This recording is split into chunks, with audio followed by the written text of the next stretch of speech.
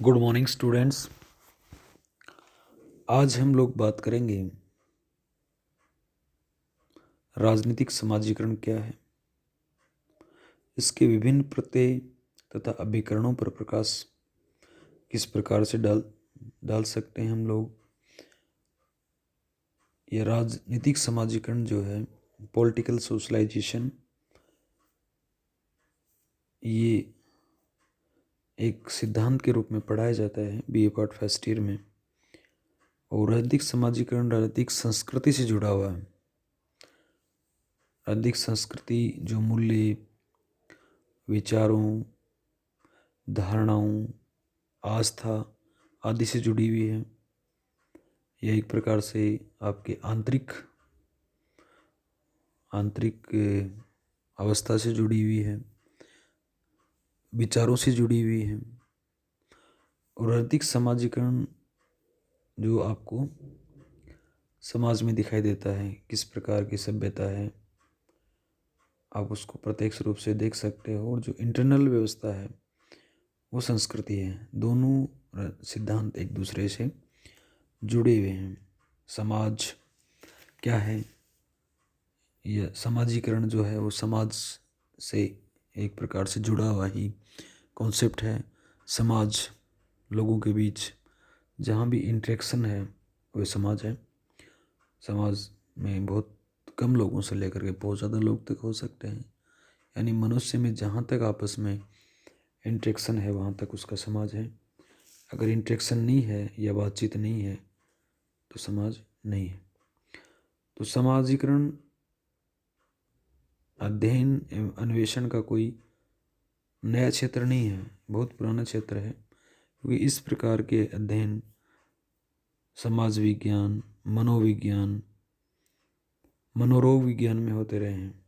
फिर भी राजनीतिक समाजीकरण या राजनीतिक व्यवहार से जुड़ा हुआ ये सिद्धांत जो है, इसकी खोज एक अध्ययन के विषय के रूप में हुई। और राजनीतिक समाजीकरण को पहले नागरिकता या नागरिक प्रशिक्षण के नाम से जाना जाता था। राजनीतिक समाजीकरण वास्तव में राजनीति का या राजनीतिक व्यवहार के क्षेत्र में समाजीकरण की प्रक्रिया का परिसीमन है।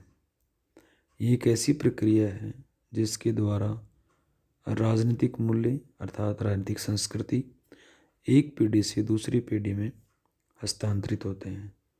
राजनीतिक समाजीकरण एक ऐसी प्रक्रिया है, प्रोसेस है, जिसके द्वारा संस्कृति का अनुरक्षण तथा उसे परिवर्तन किया जाता है। समाजीकरण के माध्यम से व्यक्तियों को राजनीतिक संस्कृतियों में शामिल किया जाता है तथा राजनीतिक वस्तुओं के प्रति उनके अभिविन्यासों का निर्माण किया जाता है। इस प्रकार से राजनीतिक समाजीकरण उस शिक्षण प्रक्रिया की ओर संकेत करता है जिसके द्वारा सुसंचालित राजनीतिक व्यवस्था के लिए मानकों एवं व्यवहारों को एक पीढ़ी से दूसरी पीढ़ी में हस्तांतरित किया जाता है। राजनीतिक समाजीकरण का उद्देश्य व्यक्तियों को इस तरह से प्रशिक्षित करता है ताकि वे समाज में अच्छा कार्य कर सकें और अच्छे नागरिक बन सकें। राजनीतिक समाजीकरण की प्रक्रिया सामान्यतः सीधे, सरल तथा अदृश्य रूप से चलती रहती है। कई बार लोगों को इस बात की खबर भी नहीं होती कि राजनीतिक समाजीकरण की संकल्पनाओं में प्रधान बल एक पीढ़ी से दूसरी पीढ़ी तक राजनीतिक मूल्यों के संप्रेषण पर दिया जाता है। इस प्रकार किसी राज्य के अथवा समाज की राजनीतिक व्यवस्था में स्थिरता इसके सदस्यों के राजनीतिक समाजीकरण पर निर्भर करता है। इस प्रकार राजनीतिक समाजीकरण राजनीतिक सीख की ऐसी प्रक्रिया है जिसके द्वारा राजनीतिक मूल्यों को एक पीढ़ी से दूसरी पीढ़ी में संप्रेषित किया जाता है।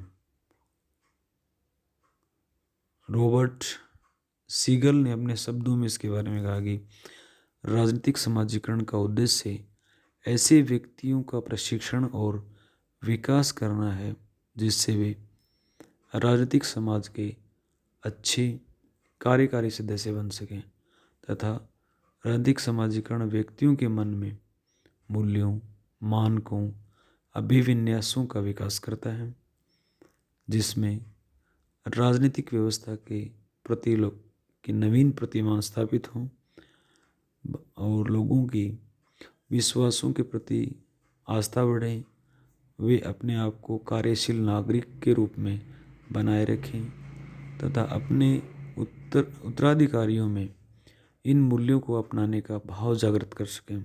सीगल ने कहा कि राजनीतिक समाजीकरण से अभिप्राय सीख की प्रक्रिया है जिसके द्वारा प्रचलित राजनीतिक व्यवस्था द्वारा स्वीकृत राजनीतिक आदर्श एवं व्यवहार पीढ़ी दर पीढ़ी हस्तांतरित होते रहते हैं। इसी प्रकार लिंगटन एक विचारक है जो समाजशास्त्र में भी पढ़ाया जाता है, ने कहा कि व्यापकतर अर्थ में राजनीतिक समाजीकरण वह प्रक्रिया है जिसके द्वारा समाज राजनीतिक संस्कृति को एक पीढ़ी से दूसरी पीढ़ी में हस्तांतरित करता है। इस प्रकार बहुत सारे विचारकों में जैसे आमंड पॉवेल ने भी इसके बारे में कहा कि राजनीतिक समाजीकरण एक ऐसी प्रक्रिया है जिसके द्वारा व्यक्ति राजनीतिक संस्कृति में प्रवेश करता है, राजनीतिक वस्तुओं के प्रति ज्ञान प्राप्त करता है, अपने प्रतिमानों, मान्यताओं तथा अभिविन्यासों का निर्माण करता है, अपने व्यवहार की रीति निर्धारित करता है, अर्थात वह राजनीतिक संस्कृति और पद्धति का अंग बनता है। इनके अनुसार ये प्रक्रिया आधुनिक युग में विशेष महत्व रखती है क्योंकि इसके माध्यम से राजनीतिक विकास व स्थायित्व को आसानी से समझा जा सकता है। आधुनिक युग में राष्ट्र राज्यों के उदय के कारण संचार साधनों तथा यातायात सुविधाओं के विस्तार के कारण तथा विकसित तकनीकों के परिणाम स्वरूप समाजीकरण की प्रक्रिया आधुनिकीकरण की प्रक्रिया में विशेष महत्व रखती है। राजनीतिक समाजीकरण एक ऐसी प्रक्रिया है जो मनोवैज्ञानिक प्रक्रिया बन जाती है क्योंकि वह व्यक्तियों के दृष्टिकोणों तथा उनके मनोभावों से संबंध रखती है। इसका उद्देश्य नागरिकों को ज्ञान देकर समाज के अच्छे कार्यवाहक के रूप में तैयार करना है। राजनीतिक समाजीकरण उन मूल्यों, प्रतिमानों और दृष्टिकोणों के संबंध में ज्ञान प्राप्त करता है ताकि व्यक्ति अच्छे नागरिक में आने वाली पीढ़ियों पर प्रभाव डाले। जब बच्चा उत्पन्न होता है तो वह राजनीतिक ज्ञान धीरे धीरे प्राप्त करता है। राजनीतिक समाजीकरण के लिए केवल ज्ञान पर्याप्त नहीं है, उसके लिए ये भी आवश्यक है कि जिन मूल्यों एवं प्रतिमानों के संबंध में ज्ञान प्राप्त हुआ है वह अपने मूल्य और प्रतिमान बना ले, तभी वह अच्छा नागरिक बन सकता है। राजनीतिक समाजीकरण बच्चे के पर्यावरण में प्रवेश करने के समय ही प्रारंभ हो जाते हैं। वह अनेक परिस्थितियों के संपर्क में आता है, उससे प्रभावित होता है और ज्ञान प्राप्त करता है।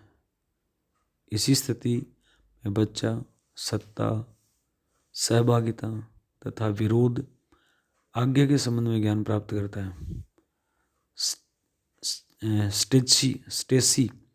स्टेसी के शब्दों में समाजीकरण विकास की एक वह प्रक्रिया है जिसके द्वारा एक व्यक्ति ज्ञान, निपुणता, विश्वासों, मूल्यों, मनोवृत्तियों या स्वकृतियों को प्राप्त करता है जो उसे समाज के एक प्रभावशाली सदस्य के रूप में कार्य करने के योग्य बनाती है।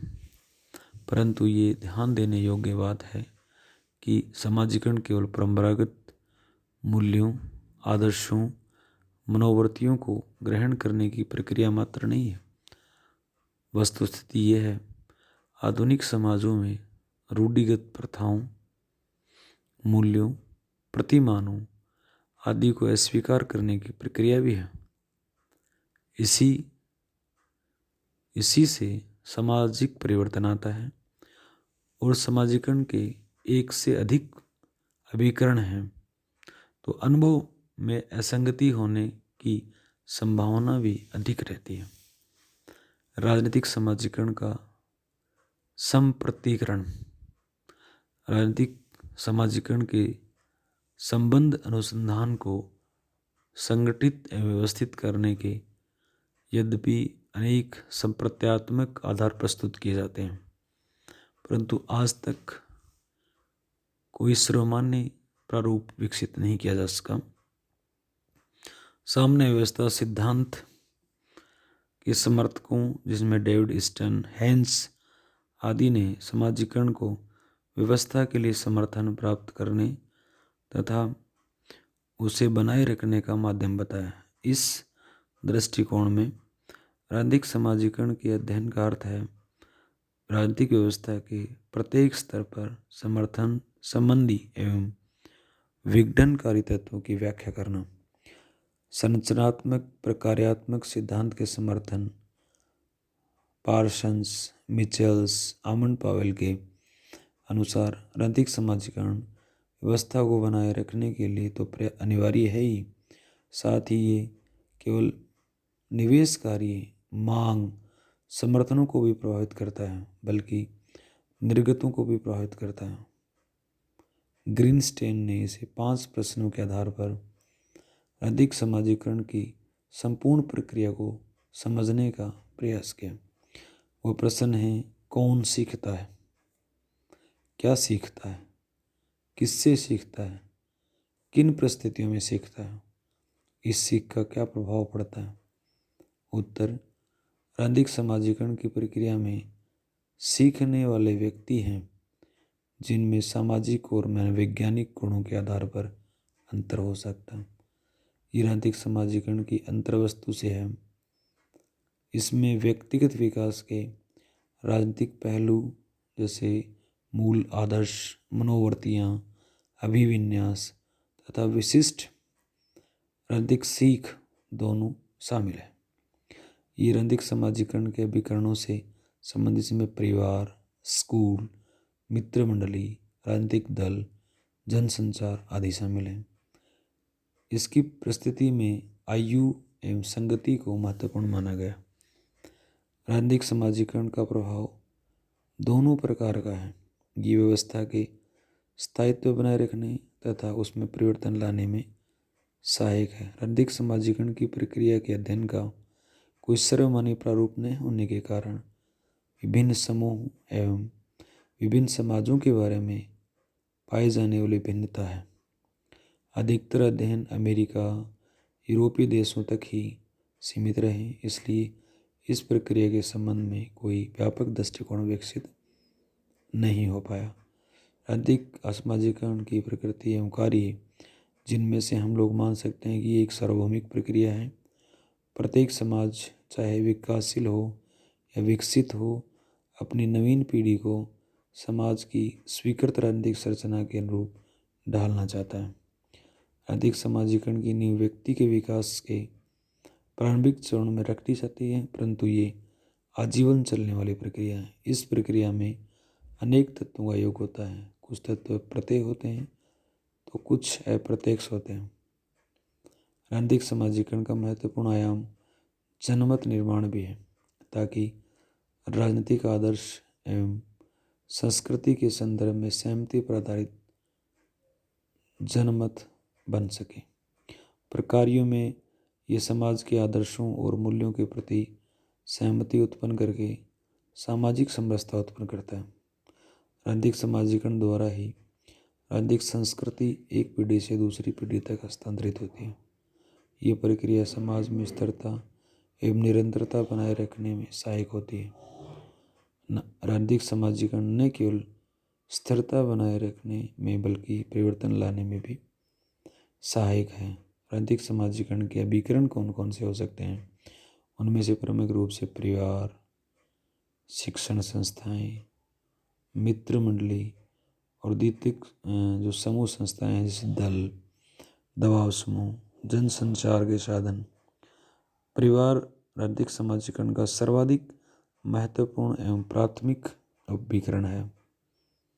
परिवार सामाजिक जीवन की प्रथम पाठशाला है। बच्चे की सीख परिवार से प्रारंभ होती है तथा परिवार की स्थिति या माता पिता के राजनीतिक दृष्टिकोणों का बच्चे पर सर्वाधिक प्रभाव पड़ता है। बच्चे की प्राथमिकता उसके माता पिता होते हैं। उसके पश्चात स्कूल, कॉलेज, बच्चे के मूल्य, विश्वास तथा मनोभावों और मनोवृत्तियों के निर्माण में महत्वपूर्ण अभिकरण भी होते हैं। ये राजनीतिक सीख का औपचारिक वातावरण प्रदान करते हैं। शिक्षा का पाठ्यक्रम, पर्यावरण या अध्यापकों का व्यवहार भी समाजीकरण में महत्वपूर्ण है। परिवार तथा शिक्षण संस्थाओं के अतिरिक्त मित्र मंडली का राजनीतिक समाजीकरण में विशेष योगदान है, क्योंकि यदि बाल्यावस्था में परिवार राजनीतिक समाजीकरण के लिए महत्वपूर्ण कारक है तो मित्र मंडली किशोरावस्था के लिए सर्वाधिक महत्वपूर्ण अभिकरण है। ये परिवार के सहायक और पूरक अभिकरण भी होती है। इस प्रकार प्राथमिक अभिकरणों के अतिरिक्त द्वितीयक अभिकरण संस्थाएं भी राजनीतिक समाजीकरण में महत्वपूर्ण भूमिका निभाते हैं। इसमें राजनीतिक दल, जनसंचार के माध्यम का विशेष योगदान रहता है। राजनीतिक दल समाजीकरण के आशय से ही उत्पन्न और निर्मित होते हैं, जो राजनीतिक शिक्षण, राजनीतिक मूल्यों के प्रसार, राजनीतिक भर्ती, जन चेतना को बढ़ाने में सहायता देते हैं। इसके अलावा जनसंचार अथवा जन संपर्क के साधनों जैसे रेडियो, टेलीविज़न, समाचार पत्र एवं पत्रिकाएं भी राजनीतिक समाजीकरण के प्रमुख अभिकरण हैं।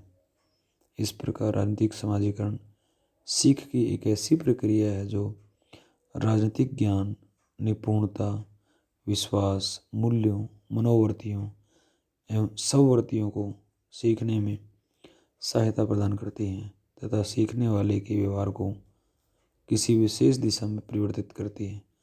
राजनीतिक समाजीकरण कोई परघटना मात्र न होकर निरंतर चलने वाली प्रक्रिया है, जिसका विकास निरंतर होता रहता है। इस प्रकार हम कह सकते हैं कि राजनीतिक समाजीकरण कभी किसी भी समाज में रुक नहीं सकता, अर्थात एक प्रोसेस के रूप में चलता रहता है।